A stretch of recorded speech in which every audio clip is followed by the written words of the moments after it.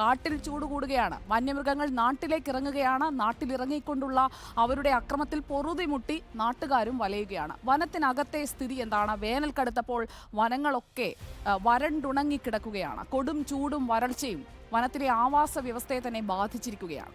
ബന്ദിപ്പൂർ വന്യജീവി സങ്കേതത്തിൽ നിന്ന് ഞങ്ങളുടെ വീഡിയോ ജേർണലിസ്റ്റ് ഇബ്രാഹിം പകർത്തിയ ദൃശ്യങ്ങളിലേക്കാണ് അടുത്തതായി.